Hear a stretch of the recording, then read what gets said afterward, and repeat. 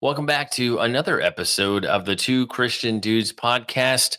As you probably already have figured out, if you've been following us throughout season one, we are continuing our conversations about near death experiences. We have another pilot on today. You may have heard our interview a number of weeks back with Captain Dale Black, and today we are going to be speaking with Jim Woodford. And I'm going to pitch it to Randy to give us a quick intro to Jim, and we will get into his exciting story. All right, Jim, Randy,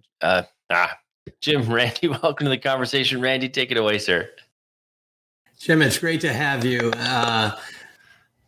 Jim has a fascinating story.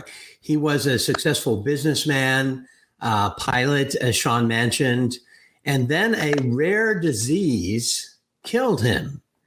And he had an experience with heaven. You're not going to want to miss this episode, and you'll want to hear it straight through, because at the end you're going to hear something very encouraging. So, Jim, it is great to hear you. Please share your story. It is absolutely fascinating. Well, thank you, Randy and Sean, for having me, and for for the opportunity to, I think, give people hope, because if you ever considered yourself a lost cause, I'm the walking billboard when it comes to God. So my book that I wrote, Heaven, An Unexpected Journey, truly was that, an unexpected journey. So to give you a little background, and Randy, feel free to interrupt me, because there's so much to tell you in such a short time. I always feel a little panicky, because I feel if I leave something out, it may be the one thing that would bring someone closer to God. So please bear with me. So this happened to me back in 2014, August 21st, or April 21st, sorry. April 21st of 2014. And look, I was not a Christian, so to speak. I was raised Catholic. Didn't mean a whole lot to me, except it was a good hockey team at the church. And I was born, I'm Canadian. I was born in Newfoundland, Canada, which is sort of in the northeast. And where summer is on a Wednesday from 2 to 4. But I loved it, and it was my home. And my dad died when I was very young. I was only 2, and my mom was left a widow with 2 young boys, and she was only 23. So, but I had a wonderful upbringing. We lived with my paternal grandparents, and they were a wonderful Irish Catholic family. And so nothing traumatic happened to me. I don't remember my father, of course, but we were surrounded by love in a remote area of the Canadian hinterlands, and I had a good life. One of the things that I got used to as a young boy was watching the seaplanes that would come in and land on the lakes to bring supplies and that sort of thing. And I became enamored with aviation. And so by the time I reached 18, that was what I wanted to do with my life. And although we were quite poor, my mom arranged somehow for me to borrow the funds to put me through aviation school. And so at 18, I graduated. So I was back in 1967. If you can imagine a world without cell phones or satellites. And of course, growing up in the bush, I was able to land a job with a bush flying company. And from there, my career eventually blossomed into flying larger aircraft and working all over the world. And so, like anyone starting a new job, I loved it. If you're lucky enough in life to have a profession that you love so much, you do it for free, and on top of that, they paid you ridiculously large amounts of money to do it, you're very fortunate. And that indeed was me. And I so I loved it. I loved the travel, and eventually did a lot of work out of England and into Africa, South America, on special freight airlines. So yeah, I had a good career. And but I look back now in the clear light of hindsight, and I remember those endless hours in a on a night flight over, say, the South China Sea, where it's so black you can't even see where the sky ends and the earth begins. And I'd look up at the stars, and you would think that I would have thought more about God than I did. Um, and I suppose I was never agnostic. And I think, like most people, I hoped that someone was in charge of the chaos, but I never sought it out. And so I continued to live a life that became quite successful, and invested my money wisely at the beginning of the tech boom in the 80s. And I had a good life. My nickname, by the way, was Diamond Jim. Whether it was an engine failure at 35,000 feet or a business deal that just blossomed, not out of any kind of particular intelligence, just keeping my ear to the ground from the smart people I was around, and that made me very comfortable in life, shall we say. So life was good, and I married. I met on horseback my wife. And I mention horseback because horses play an important part in this story. And when I grew up as a child in a remote area where we lived, my grandfather logged with horses. And so I grew up crawling under the bellies of horses and watching my grandfather and learning from him. So I've always had a love. And as I'm sitting here talking to you, I'm looking out the window at my horses as we speak. So, and they play an important part in the story. So life was good. And, but I suppose, like a lot of people, not just of my generation, but going back since the beginning of mankind, my main focus in life was the achievement of wealth, because wealth gave you freedom. So I thought, and I became good at it, and was rewarded accordingly. But little did I realize how hollow that is. And what I mean by that is whether it was my collection of British sports cars, my large boat, new airplane, I would enjoy those. But then I remember laying awake at night and thinking, is this all there is? Is this all there is? And I would interpret that as meaning I needed more cars or a faster airplane or a bigger boat. And so the next day I would go and buy them.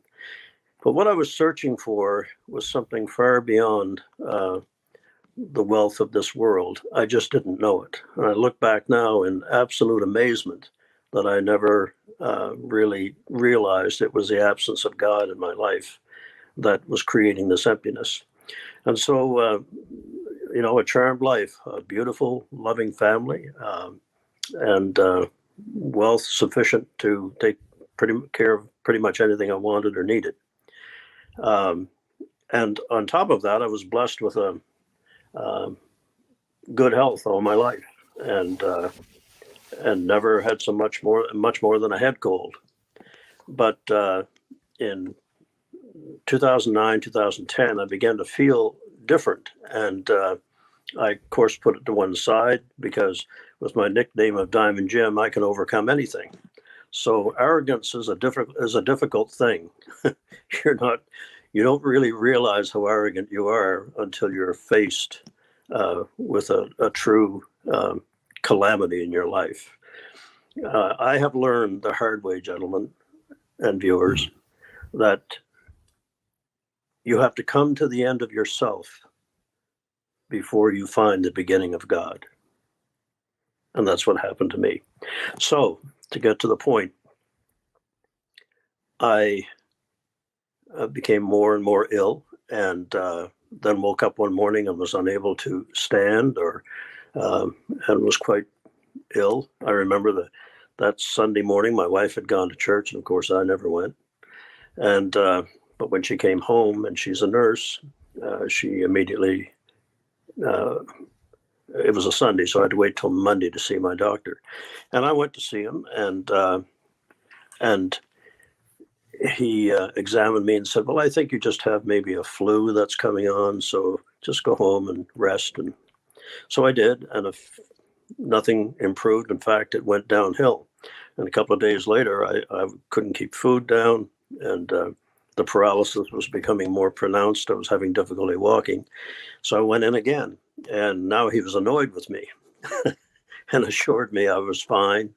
The blood work had not come back yet, but just go home and rest. Well, 2 days later, I dragged myself in there again, and this time I collapsed in the parking lot. Now they pay attention. And my wife advocated very strongly that I be admitted to the hospital. And so this was 2009, 2010. And I don't blame the physicians for this. No one could pinpoint what was wrong with me. At first, they thought I had MS, multiple sclerosis, but that proved not to be true. And actually, what was happening was I had contracted a disease called Guillain-Barré. And for those of your listeners who may not be familiar with it, it was first isolated by Dr. Guillain and Dr. Barré of Paris, who first isolated the disease after right around World War I. And not a lot of people have it, although there's more transmission of it now with the Zika virus. Guillain-Barré, named after the two doctors, is the erosion of the myelin sheath on your brainstem. And so the nerves react by not being able to perform the functions that they were created for. A lot of pain, tremendous pain, and nothing that worked. So I'm in the hospital, and they can't figure out what's wrong with me. Many physicians never see this disease in their entire career, and so they don't recognize it. I had one doctor tell me it's a small footnote in their studies, Guillain-Barré. So anyway, but they did bring in a consulting neurologist who had one patient in his lifetime, and so they did a test that required taking fluid from my spine and finding very elevated protein levels, and immediately diagnosed it as Guillain-Barré. But you have a window of opportunity to stop it. And they used plasmapheresis and autoimmunoglobulin therapy. But by this time, almost 2 weeks had passed, and I was really in the throes of being quite ill. And this paralysis creeps up, and if it gets into your lungs, you simply die. So they started intensive blood transfusions and to try and overcome, but it went into full-blown Guillain-Barré. But slowly but surely, and I started to get better. And you would have thought, having faced that, I might have taken the time to cast my eyes heavenward and said, "God, I may not have believed, but thank you." Not me. Arrogance, as I said, is a terrible thing. And, and I say this with all respect, airline captains are somewhat guilty of arrogance. We don't come by it naturally, but when you spend your life delivering hundreds of thousands of people safely to their destination, you feel quite good about that. And you have to be careful, because that sometimes becomes arrogance. And you think about that for a moment. You're flying through severe weather at 30, 35,000 feet, and sitting behind you are a couple of hundred people, a couple of hundred SOBs just wanting to get home to their family, and it's my responsibility. By the way, SOB stands for Souls on Board. So before any of you have a heart attack, I want you to understand that's how the manifest identifies you. soul on board. Thanks for keeping us in the family friendly zone. Well, some there's a practical reason, if I might deviate for a moment. Souls on board means lives. So in the event of a catastrophic crash, and you had 297 passengers, and you find 301 bodies, it means you had 4 coffins on board. So there's a practical reason for it. So anyway, souls on board for those of you who almost had a heart attack. So it was, you come by arrogance naturally. And so I'm laying there and I got through it, went through a tremendous amount of physiotherapy, learned to walk again, learned how to swallow, learned how to speak, but was left with tremendous body pain all over. And I'm not talking inconvenient pain, Randy and Sean. I'm talking pain that's all consuming. And those of you who are listening, who are going through or have had experience with that level of pain, it eclipses everything else in your life. And when I got well enough to travel, I went to all the best medical treatments around the world to try to find some sort of cure or relief. And there was nothing. As I said, there's so few cases, relatively speaking, of Guillain-Barré. There's been very little research into it. But I tried with standard medications and so on, did not work. A specialist did recommend that I try an experimental drug from England. And I got permission from the Canadian, or my doctors got special permission from the Canadian health authorities to import the therapeutic drug on a temporary basis to see if it would help. And you know something? It did. It did. And it wasn't an immediate cure, but I could have at least 3 or 4 hours of a day that were, the pain had decreased by 75%. And that was a wonderful gift. But I also discovered that if I took more than the prescription called for, that the pain relief was greater and it lasted longer. And here we enter the slippery slope of over-medicating oneself.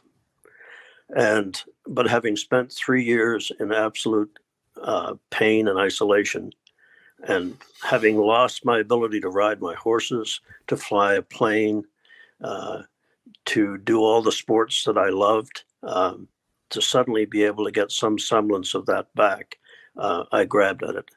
And unknown to my doctors and unknown to my wife, I began to take more of it. And because I was still traveling a lot, I was able to get prescriptions refilled easily. And so that slippery slope of depending on medical outcomes, prescription outcomes, really can come back to bite you. And so fast forward to 2014, and as long as I kept the medication at a high level, I was functioning, still in a lot of pain, but functioning. And I realized that I had to divest myself of a number of my interests, and so I was in the process of selling off companies and land. And so on that evening in April, I had received a request from a company that was acting as my surveying company to go and look at a large tract of land I had that I was trying to sell, and to make sure that the markers were in the correct place. And so although I didn't drive much because of my medical condition, it was all on back roads. So I got in my truck and drove to that field, and it was late afternoon, early evening, in 2014, in April, springtime. And I managed to get to the field. And when I drove into the field, I didn't plan it this way, but I was facing the setting sun. And I sat there and turned the truck off and sat there trying to get up the strength to make my way around this large piece of property and check the markers. And I remember thinking, boy, I don't know if I can do this. That's a long way around. And then I happened to, and I'd gotten into the habit of hiding medication so that my wife wouldn't see that I was overtaking it. And I moved some things in my glove compartment or the console of my truck, and I saw some of the medication, and there was a bottle of pop there, and I thought, well, a few more won't hurt. Famous last words. And so I took them, and knowing full well that I had already taken far more that day than the prescription called for, and I sat back in the truck seat, waiting for that warm relief that I had become accustomed to, of the pain being dulled for a few hours. But as I sat there, something different started to happen. And I remember the feeling of intense heat in my lower legs was so intense that I thought the truck must be on fire. And I looked down quickly, and there was no fire. And this raging heat came rushing up my legs, and then from my fingertips inboard toward my chest. And I tell people, when you've done something catastrophic, and by catastrophic, I mean life-ending. And suddenly it was as though, as my lungs started to seize, it was as though I was in the cab of the truck was filling with water. And I kept raising my head to try to breathe, and I could not. And it was at that moment of realization that I was dying. And remember, I said I wasn't agnostic, but I believe the old saying, there are no atheists in foxholes. There are no atheists dying in trucks either. And I remember raising my hand, and it was shaking violently, to the setting sun. And from somewhere, Randy, deep inside of me, a place that I had never been to, was this overwhelming feeling of not fear. I'd had engine failures. I'd landed in difficult situations. It wasn't fear. It was a feeling of remorse that I had lived what many, by a standard that many would have thought the ultimate success, and that I'd never thanked the Creator if he existed. And so I raised my shaking hand to the setting sun, and I cried out the first of 6 words, the first 3 of 6 words. And the first 3 words that I cried out was, God, forgive me. Forgive me. And it came, as I said, from a place inside of me I hadn't been to in a long, long time. And when I no sooner got the words out than I collapsed on the steering wheel and hit my head violently, and I was gone. The next thing I'm aware of is tremendous pain on my forehead, and I sit back up, and I'm in the truck, and I'm looking out, and I know time has passed because the sun is now on the horizon as it sets. And then the realization flooded through me that I have no pain. The pain is gone. I finally got it right. You have to take the whole bottle. And I slide out of the truck, and I walk about 15 to 20 feet away, and I feel incredible. It's as though I've taken off a heavy, wet overcoat, and with it, the pain. And I feel like I'm 16 again, and I'm just overwhelmed and overjoyed. And I'm looking out at the setting sun. I can hear the birds. It's springtime. I can smell the grass. And I am just overwhelmed that the medication finally worked. And then I turn and look toward my truck. And I'm outraged. Outraged. Someone is in my truck. Not only that, he has the audacity to be sleeping on my steering wheel. And so I turn to go over there and give him a good what for. Have you ever had a dream where you're trying to run from something and it's as though your feet can't move? And I realized that as hard as I tried, my feet would only move an inch or two at a time. And I'm stunned. Why, I feel so good. Why can't I just run over there and grab this guy? But I do make slow progress. And then I look up. And gentlemen, the realization that the man in the truck leaning over the steering wheel is no stranger. It is me. How can this be? I am here and yet I'm there. How can this be? And of course, being a guy that could fix anything, and in my arrogance, I immediately concocted a scheme that if I could just get over there and get back in my body, everything will be okay. And so I struggled to get over there. And I know it's me because my head is turned this way on the steering wheel and there's blood gushing from my mouth and nose. And I struggled to get closer, to get back into my body, but suddenly I began to rise. Now, as a pilot, I'm a good judge of altitude. And as I'm rising, I'm stunned because how can this be? And I look, and now I'm drifting slowly backwards, but rising continuously. And I can look down and see the bed of my truck, see my toolbox, and I'm stunned. I rise a little higher, and then something made me look up instead of down because I could see the surrounding area. I can look through the back window of the truck. I can see my body sloped over the wheel. And then I turn and I look up. And there, right in front of me, is this golden circle. It's maybe 200 feet away. It's about 60 feet in diameter. And it's like a golden wedding ring. And then suddenly the center of it filled with a golden light.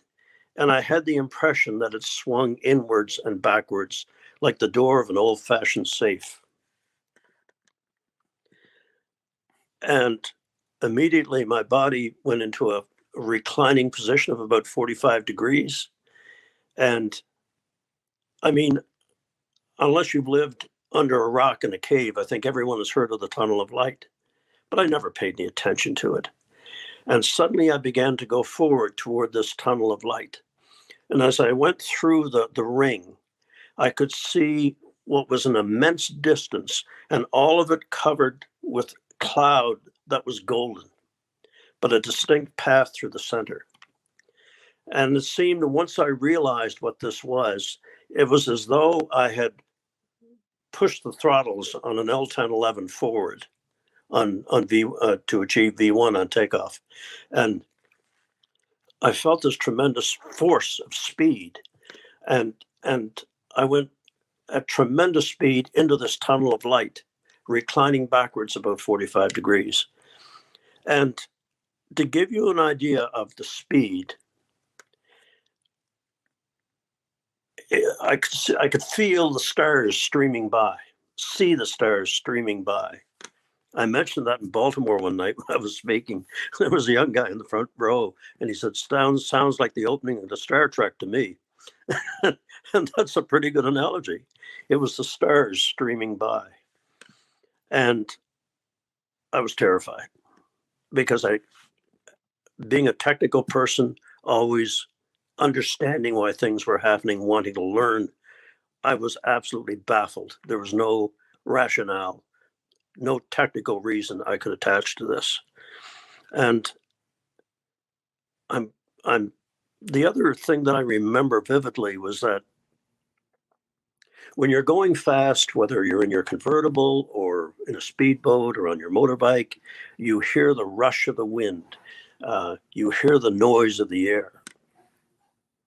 Nothing. Complete silence. And yet the sensation of tremendous speed. And so, Jim, you just said you were in a kind of a place where you're kind of terrified and scared. Did you enter further into the light and immediately encounter Jesus or angels, or was there a darkness that tried to pull you in first? I suddenly became aware of a bright light at the end of the tunnel that was even lighter than the tunnel. And as I came toward it, I decelerated and came upright. And I find myself facing, I still don't know whether to call it a door or a portal. It's covered in mist. But I do know I have no choice because I sense that the tunnel is closing behind me. And so I step through this mist-covered portal and gingerly put one foot inside because I cannot see what I'm stepping onto, and felt something firm. I brought my other foot in. I look down, the mist starts to clear, and I'm stunned because I'm looking at the most perfect green grass I've ever seen. Each blade beautiful in its symmetry and its evenness. I now know what they mean by the grass is always greener on the other side. They're talking about heaven. And then the mist clears in front of me. I look up, and to my right, there's this beautiful mist lifting off this field, and the field is covered in flowers of so many colors, and colors that I have no name for. And I mean, I've traveled on every 52 countries in the world. I've been in the most beautiful places, and nothing compared to this. And I'm stunned by the beauty of it and the rolling fields, and it seemed to go on forever. And this beautiful vault of a darker blue sky than we're used to here on Earth, but no sun. Because as a pilot, I was trying to orient myself, and I thought if I could find the sun, I know in my southeast, southwest, no sun. Everything seemed to generate a light that created this fusion of color. And then I swung my vision to the left, and as I left that beautiful vista on the right, the grass went from green to brown to black to scorched. And I was really taken by and looking for the technical reason. Why would there be this dichotomy between these two vistas? And that darkness continued to the left and into what seemed to be a crevasse. And I guess I'm just naturally inquisitive. I made a few tentative steps to the left to see what was beyond this chasm. And as I looked down, and it was as though the walls of this chasm were covered with a shiny black coal, anthracite.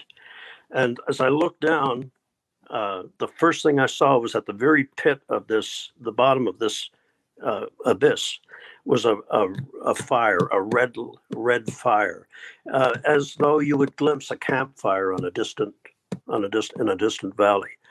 And but I was caught by the difference, and not only that, there was a sense of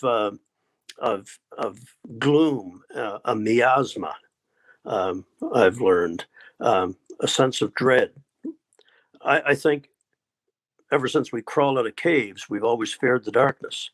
And so I started to turn away from this, but then something happened. The fire became greater at the bottom. And as I'm looking down, two things happened.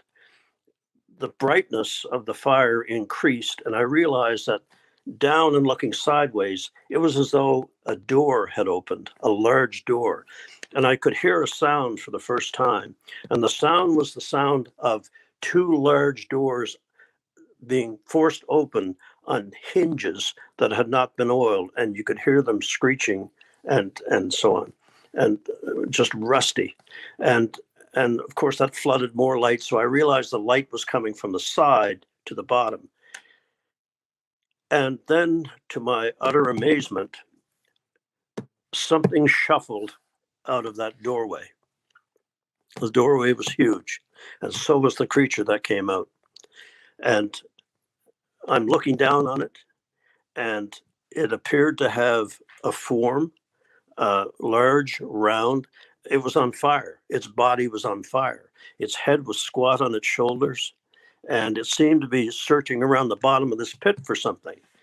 And and I and then suddenly it was as though it became aware of me, and it swiveled its head around and looked up at me.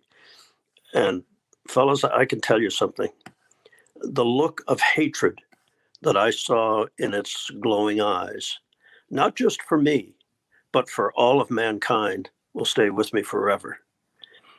On top of that, there was an odor that came out of that pit, a sense of decay, a sense of all things bad, as I said, a miasma.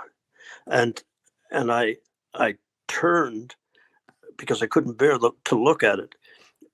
But just the second before I turned, it began to scramble up the sides of that pit. Now, for its size, it was large. It moved with an amazing nimbleness, and it crawled very rapidly up the side of that pit. And I scrambled backwards, falling backwards on my elbows, and it reared up out of the pit. And I got and I was confronted by this creature, body on fire, uh, dripping saliva, uh, and the most horrendous face. But the other thing was there was screaming, and the screaming was coming not from its mouth. The screaming appeared to be coming from within the body. It was as though this creature, Randy, had consumed souls, and they were crying out for mercy. And it stepped out of the pit and lumbered toward me. And to keep my sanity, I scrambled to my feet and turned my back to it. And remember, I said there's 6 words. I said the first 3, God forgive me. And then I turned and I turned toward the beautiful light, and I raised both hands, and this time I cried out the next 3 words. 3 words that I had never prayed in my life. God, help me. Help me. And instantly, 3 points of light appeared in that beautiful cerulean blue sky, converging toward me. One was coming from about 90 degrees, the other one from about 260, and the other one from about 310, and all converging into one. At the same time, this creature is behind me. And then, in addition to the screaming, I heard it speak my name. This creature knew me. It knew me. I wasn't that bad a person. I may not have gone to church, but I was not. What did I do to deserve this? All these thoughts were racing through my mind. And I gave to the poor if there was a tax receipt. But what did I do to deserve this?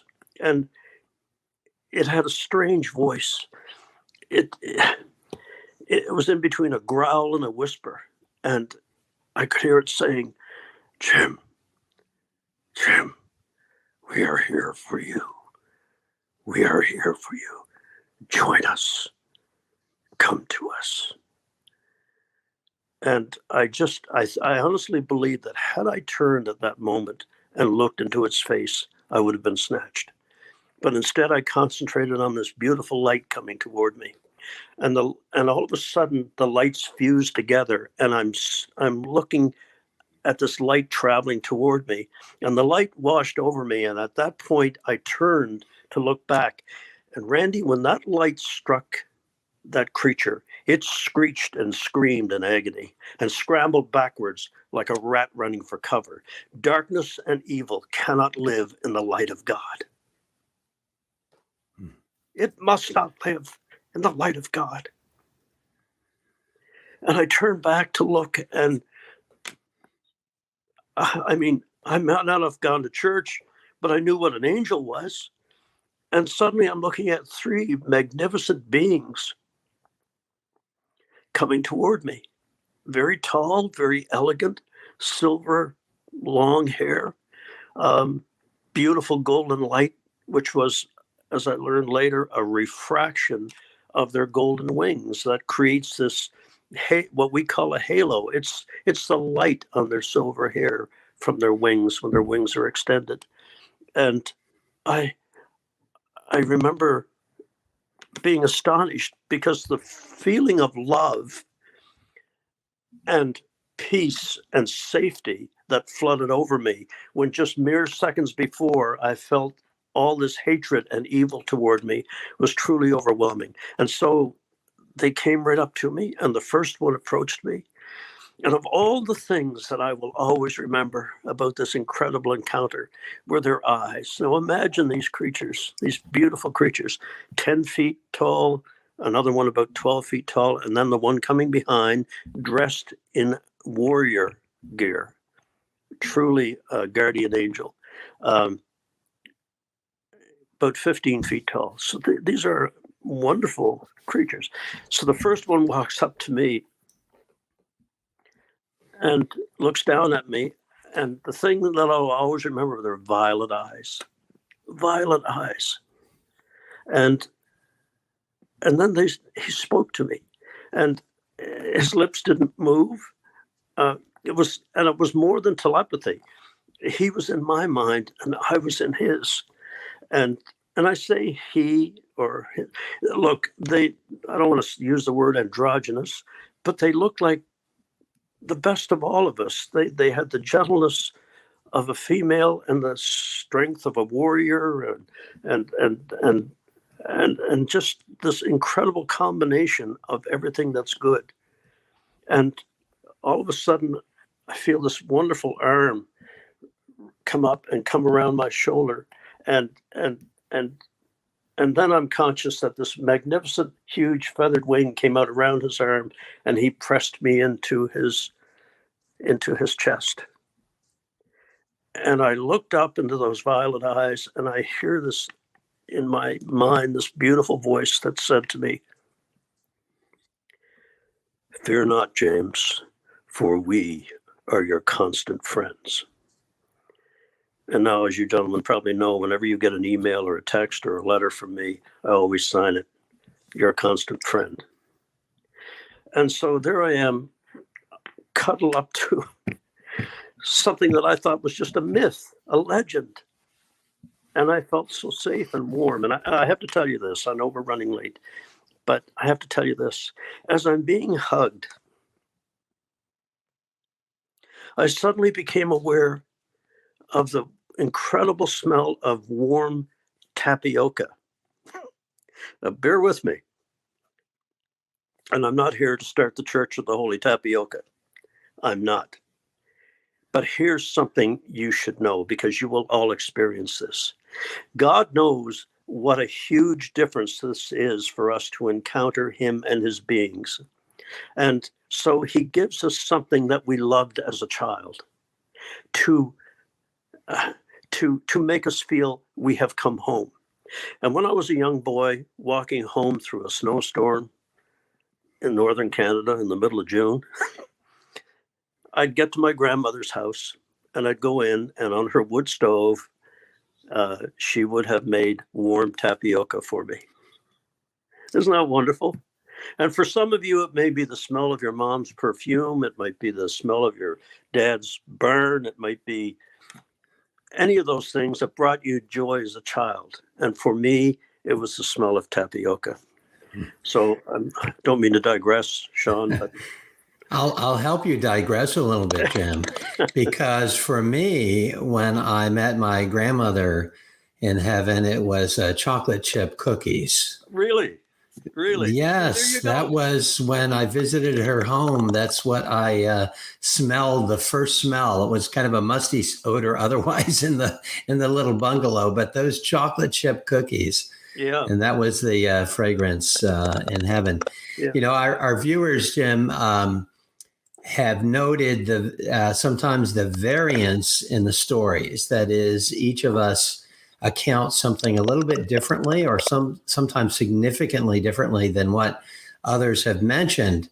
But I know it doesn't bother you or me in hearing these different accounts, because we can each reach a destination, and along the way, our account of our travels to that destination, and even our expression of how that destination looks and appears to us, is relevant very much to our own experiences, our personality, and all of those things. I just think it reflects the glory of God to know us and what we need. And your account in meeting the creature, I can identify to some extent, having seen a battle between the angels and the demons as I was being pulled by that proverbial light. I thank you for bringing us to the account where you had met the angels and the warmth of those angels and how they affected you, the three of them. But I've got to ask you this question, Jim, because you are looking over at your horses there. And I recall reading your story. And by the way, our viewers and listeners have got to read Jim's book. It's fantastic. But one of the comments that you made in your book, when you woke up, you had mentioned to your wife, "Well, there are horses in heaven." You've got to get to the horses, Jim. Yeah. And okay. what you saw there. All right. I apologize. I am guilty, as I said at the beginning of the conversation, of trying to get as much into the story as I can, because I'm afraid I'll leave something out that may help someone. So anyway, the guardians were wonderful. I felt safe, and then they're very elegant. I do have to tell you this, because I think people would be very interested in this. I was taken by how they bowed to me. They bowed to me. And I felt rather uncomfortable, because I should be bowing to them. And I questioned why, because it was such a bow of respect and subservience, and bowed very low. And they spoke with kind of this Victorian perfection in their voice. I didn't hear any thou or thee, but a very measured tone that incredibly, and with every word they spoke, there was wisdom. Anyway, I questioned the guardian that I eventually found out was mine all my life. Now that angel had pulled an awful tour of duty, but I digress. But I asked why, and they said, "James, do you not know that when we look at mankind, we see the spark of life of our master?" Isn't that something? We who consider ourselves the lowest of the low are looked at by the angels in awe of us. Anyway, so we walk, and I'll skip forward, but they showed me many things, told me many things. I developed 360-degree omnivision, I call it. I heard everything. I understood everything. The beautiful flowers that spoke to me, that sang to me. But eventually we come to this beautiful pasture, and I guess they knew my love of horses. And again, I think it ties into your comment on your grandmother's chocolate chip cookies, and my love of tapioca, and because they wanted to show me something that would really make me happy. And the second guardian raised his hand, and suddenly, coming from around the grove of trees toward me, and as they trotted across the grass lit up with light from their hooves. And there were three of the most magnificent horses coming toward me. Now, I had never studied the Bible. I had no idea at that time that when Jesus comes back, he'll be riding a white horse. It's in the Bible. And I'm stunned, because as I stand there, they come right up to the fence, and I had loved their kind all my life, and they seemed to know that. And they looked at me with such love in their eyes. And I reached forward to stroke the neck of the lead horse. And my hand sank right into the body of this being of light. And when I pulled it back, Randy, the light of the horse's body stuck to my hand till I got it 10 to 12 inches beyond, and then it came back into the horse's body. And it was just phenomenal to watch and to experience. And I've come to call it the sticky love of God. That's something you hear every day. So, yeah, so that was the horses. And so we went from there, and I'll skip through to a really important part. They were showing me more things, and I suddenly was conscious of one of the guardians standing next to me, and he said, "Hold my cloak." And so I reached over and held on, and suddenly we were above, looking down, and I thought I was looking at a reflecting pool, but it opened up, and I realized I'm having an aerial tour of heaven. And I hate using that term because you hear people that talk about our experiences, Randy, and they call it heavenly tourism. You know, what a lack of faith that is to hear that term of derision. I believe with all my heart, I know this is real. I wasn't imagining it. I wasn't hallucinating. And so I was able to look, and I didn't know at that time that I wasn't being allowed to stay. You have to remember that. And people say to me, "Did you see your family?" No, I did not. It was explained to me that later that I could not set foot in the heavenly city, but they would show me the heavenly city. I didn't connect it with the fact that I wasn't staying. So anyway, you know, to see the halls of knowledge, the halls of wisdom, how heaven is laid out. And yes, the streets are gold, but it's not the brassy gold that we come to think of on earth. It's a different shimmer of gold. It's not the Fort Knox kind of gold. So saw many things, had the opportunity to ask many questions. The thing I do want to talk about, because this is a comfort to so many parents, there was one building that stood out among all the rest. And the buildings are made not of stone, not of wood, but of a material that has a light in it. Now that, I don't want it to sound too Las Vegas-y, but it was a gentle, welcoming light. But this particular building glowed with a light that had a warmth to it. And I asked what building that was, and I was stunned when they said, "That is the nursery." And I responded, "Nursery in heaven?" And they said, "Yes, James, this is where the souls of aborted children, or children who die in their innocence from disease, or come back here. And each soul is so precious to God that they're cared for. They grow at a different rate because they're not growing a physical body. So they grow at about 3 times the rate that we do, that a child does on earth. And this is where they take care and so on of the little souls that have been unwanted or have died. And I had no idea how this part of the story would have such an effect on women who have lost children or who have had to have an abortion at a time in their life when they had no other option. And it's been a blessing to explain to these parents that their child lives. Their child lives. And so, anyway, getting right to the main event. After showing me much more, we came back to paradise, the ground of paradise, which was outside the walls, I learned.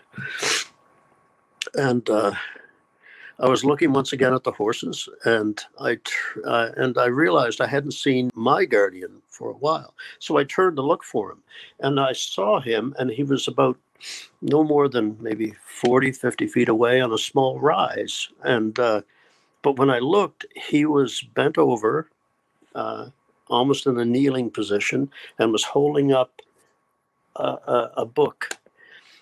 And facing him was a more magnificent figure than even the angels, but I couldn't see the face.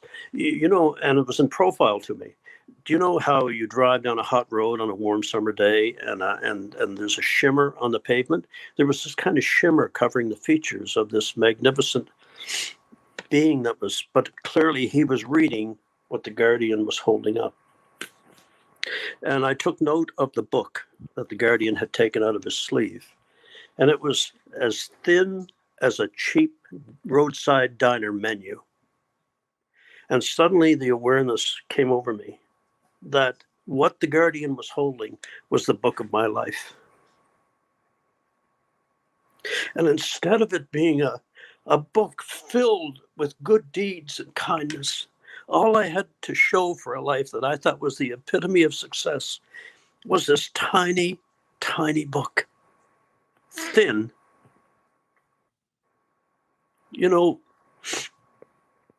Charles Dickens wrote a wonderful line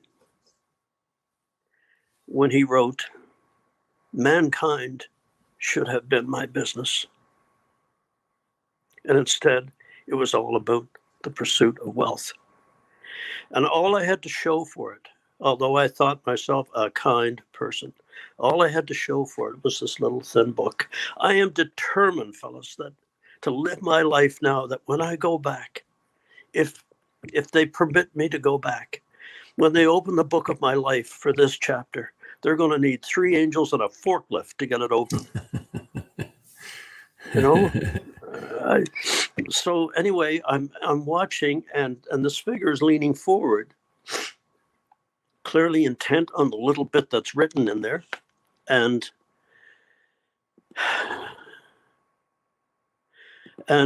suddenly the figure straightened up, and the angel put the fold of the book, put it in his sleeve, and disappeared. And then this magnificent figure turned toward me. And as he turned from profile to direct on, suddenly the shimmer, gradually the shimmer that had covered his features vanished. And I found myself face to face with none other than Jesus Christ, the Son of God, someone that I thought was just some old Jewish legend that people had made up to create whatever. And I'm looking at this figure and the magnificence of this figure, not just the look of intense love and concern for me, but this golden light flowed out of him from seemed to start at his head and flow down his body. And it was light that behaved like slow moving water. It flowed off him, and it flowed down that slope. And I fell to my knees and tried to crawl toward him. I had to get closer. And it was as though I had finally come home, that I had found what I had searched for all my life.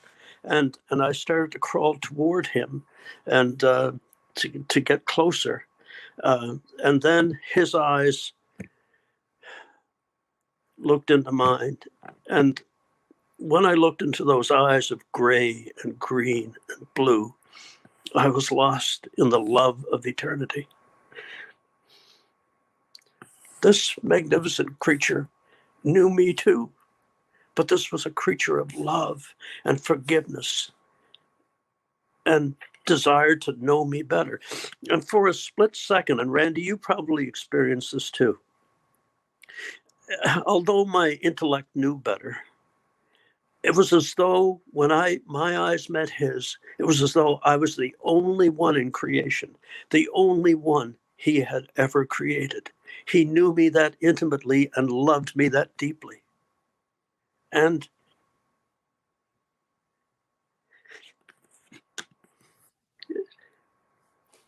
it was a moment that I knew from then on that whatever happened to me, I was his forever, forever.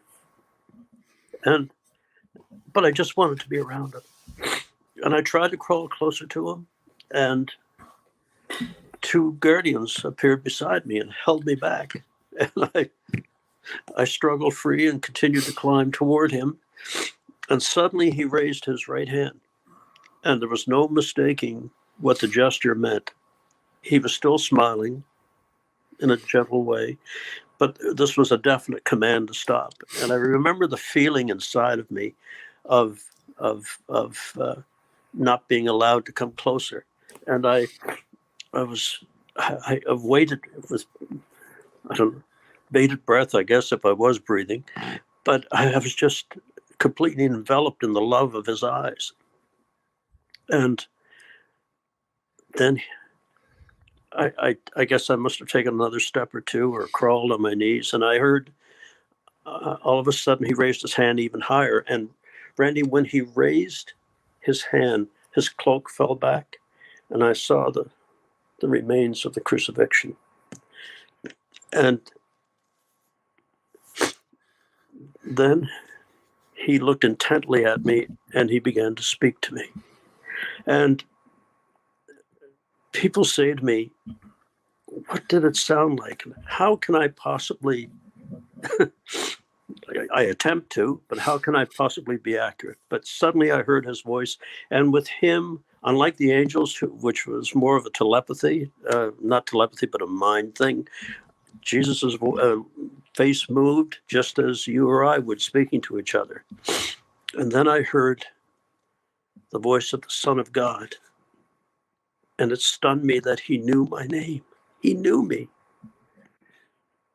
And he looked at me with the gentlest of smiles, hand still raised,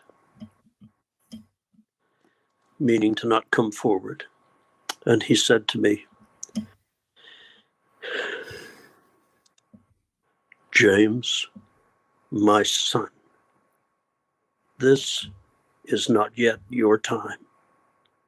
Go back and tell your brothers and sisters of the wonders we have shown you. And his hand slowly came down and crossed over his left. And I was overwhelmed with the fact that he knew my name. But more than that, I was now coming to the realization that I wasn't being allowed to stay. And I began to plead. I began to beg. Please let me stay. This is what I've yearned for all my existence. I just want to be wherever you are. Please don't send me away. Please let me stay. And I remember saying this, please let me stay. I won't be any trouble. Can you imagine saying that to the Son of God? I won't be any trouble. But I was desperate. And suddenly two guardians appeared beside me and lifted me from the ground and turned me around and were carrying me back down the path. And I wrenched my shoulder away to turn to beg one more time to allow me to stay. And Jesus was gone. But standing exactly in the place where he had stood was this magnificent warrior angel that had greeted me. And all of a sudden, he began to expand. He grew even taller than 15 feet, and he put his wings out to their full magnificence. And they spread out and upward in this beautiful gold, and he was surrounded with light. And the message was clear that he was barring the way forward for me. And suddenly, I feel the angels hold me again. Everything goes dark, and I'm in a black tunnel, and I can hear water, and it's cold, and it's painful, and I feel like I'm descending at tremendous speed. But unlike the tunnel of light, there's no beauty. There's just darkness. And I'm going down this steep descent.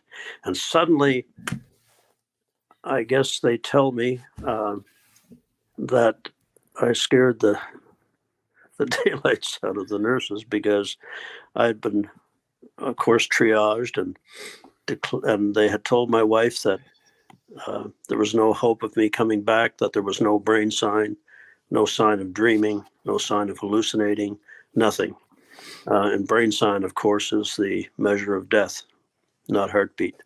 They, of course, had triaged me, had me hooked up to everything. There was complete renal failure of all my organs. And the doctors had said to Lorraine that they would keep me until our children arrived to say goodbye, and then they would recommend that she pull the plug on the machinery that was flowing blood through my organs. And suddenly I come upright and scared the daylights out of the nurse, she told me, and later, and screaming around all the tubes because I was intubated. And they ran and got my wife and said, "Mrs. Woodford, come quickly, come quickly." And Lorraine's a nurse. She ran into the room and she couldn't believe it. She said, my eyes were as big as saucers. I was trying to orient from the beauty of heaven to lying on a gurney.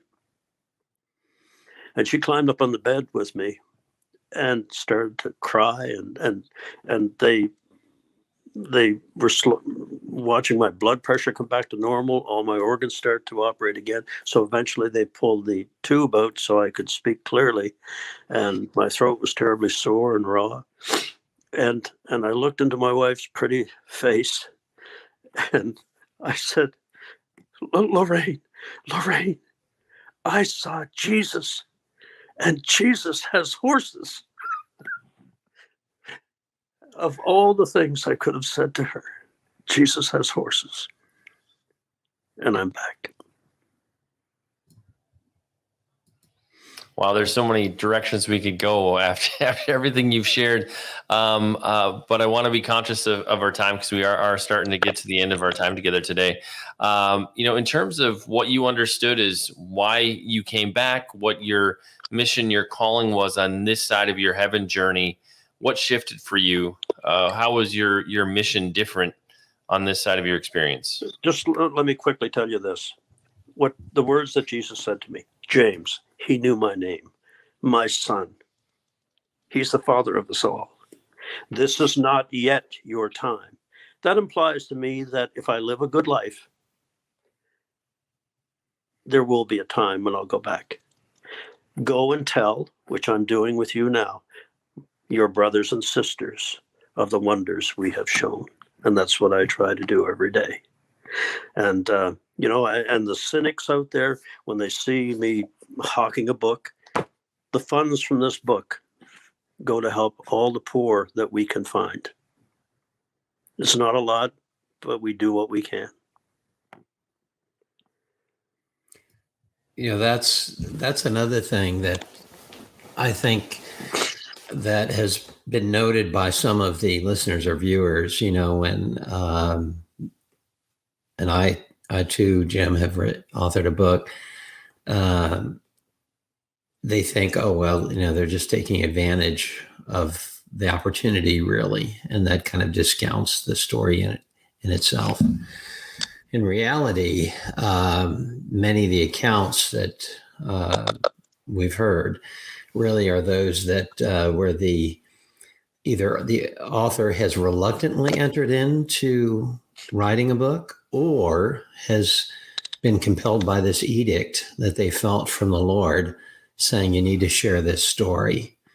But I don't know if I've run across a single one who is a born again believer in Jesus Christ who has profited through this process.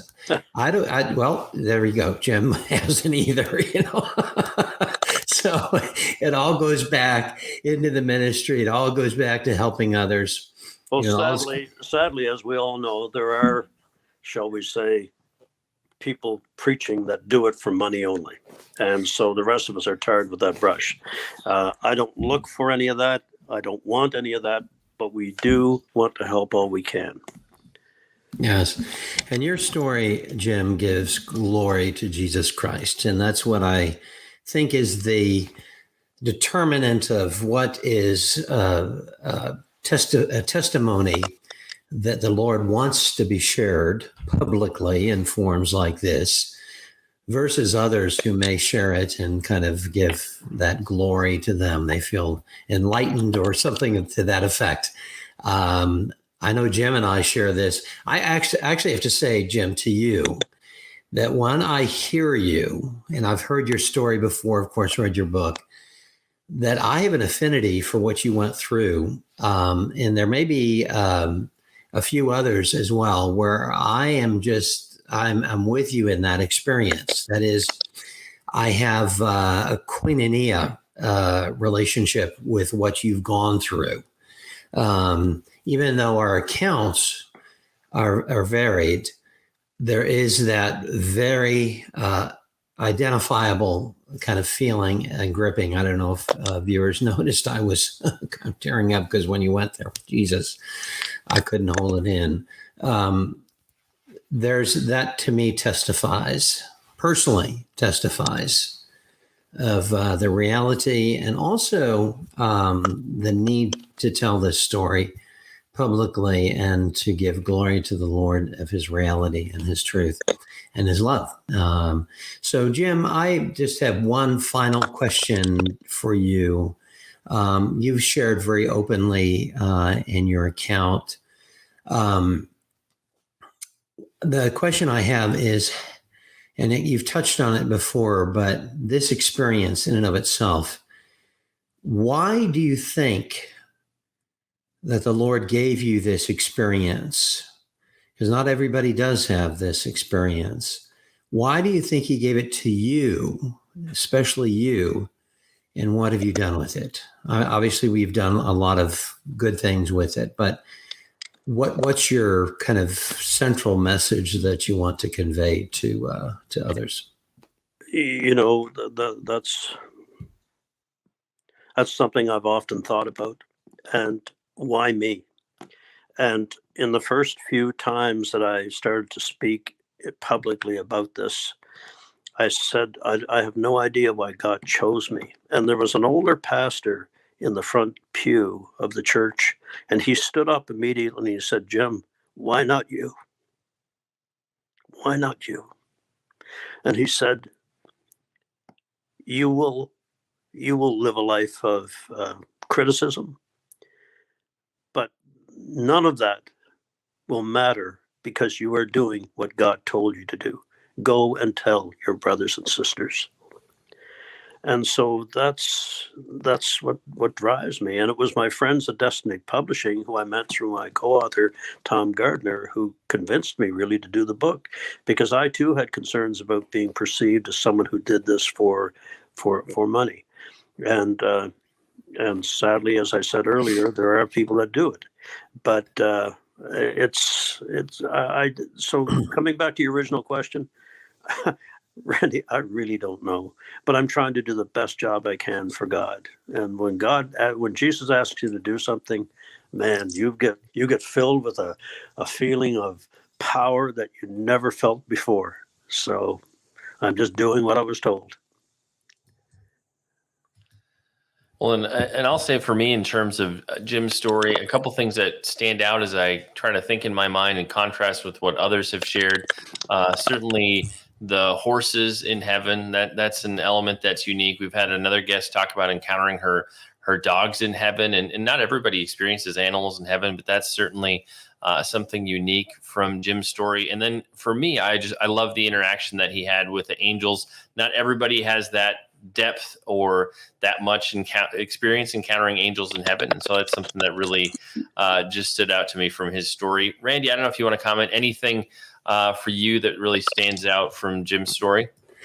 Yes, and that is the moment that Jim went in, is the condition of his heart, and I mean spiritual. I'm talking about the soul that he went into this experience with, versus some of the others that we've listened to. For example, Jim testified that he wasn't an agnostic, but he wasn't, this person who, was praise the Lord, hallelujah all of the time. He just wasn't that type of person. He was a successful person, and the worldly success kind of reflected in what he thought would be a success in God's terms. So you take that account of somebody who is not, the faith is not as firm as it is certainly today, versus somebody who goes into this experience having known the Lord, served, whether it be in church teaching or whether it be just, whatever it is in ministry. And that experience is a little bit different. But we have heard a number of accounts where people have experienced these kind of demonic elements. And some of the comments that we've received are, I don't want to see that. I don't want to go through that when I die. I want to go right straight to Jesus, right? I don't want to go through what these other accounts have said. I don't want to be at the effect of possibly being called into hell. And the good news is, and something that struck me, Jim, with your account, is that you knew to whom you had to cry out to. That's when your heart compelled you to testify of Jesus Christ and the need for him. He brought you immediately into his presence. And I think that speaks encouragement to those who have lost loved ones. And they're thinking, they really didn't, live the life, and I don't know where they are today. The Lord loves his creation so much that he gives every opportunity for that person to know him and to receive him and to be with him forever in eternity in heaven. And, there is that period of time between, as you mentioned, Jim, the heart stops and the brain stops. It's a short period of time. The longest studies have shown maybe up to 6 minutes, but no longer. Yours was hours, I think, if I'm not mistaken. Well, pardon me for interrupting, but in the brief time we have left, the reason it says 11 hours, that was from the time, that's based on the time that I was found and the time I resuscitated. In other words, the medical history. But time doesn't matter. This. Time is different there. Time exists, but it's different. And I don't know if I was 11 hours or 11 years or 11 seconds. All I know is that everything I needed to learn, everything they wanted me to learn, I learned. And as I mentioned, for the cynics and the Facebook comments that are rude and unbelieving and so on, that's nothing compared to the hundreds of thousands that have reached out to me and said, "You helped me so much," And just 2 nights ago, I had a gentleman call me because I'm easy to get, and said, "I want you to know I was prepared to end my life, and I saw you on on a TV program as I was getting ready to go out the door to leap off a bridge." That is incredible. And I hope that they have recorded that so that this time the book of my life, if I'm chosen to go back, will be worth the time for Jesus to read. Wow. Well, that's a powerful testimony to certainly end on. Jim, we want to make it easy for people to find you, to connect with you. Where do we discover you on the web? Jim Woodford Ministries, Heaven and Unexpected Journey is available on Amazon. And just call me. My phone number is on my website. And like we do with every episode, we'll put links to Jim's website, places you can connect with him on social media, and links to where you can pick up your very own copy of the new book as well. We're so honored that Jim came back a second time. We had a technical issue with our first recording, and it went bye-bye. And so we actually got to record this one again. So we're glad Jim came back. Sean, I think that was satanic. So. Yeah. Yes, I'm not sure what was wrong with that first one, but we did get the second one down. But he can't keep 3 Christian dudes down. Right. That's right. As soon as we're done with this episode, I'm like downloading this one, putting it in the vault. We'll keep it safe. We'll let this one be taken away. But Jim, truly an honor. Thank you for sharing with us, pouring into our audience. We really appreciate it. We, just like everybody else, is so touched and encouraged by your short story. Thanks for sharing it with us. Thank you. God bless you both. Thank you. Bye. Thanks, Jim.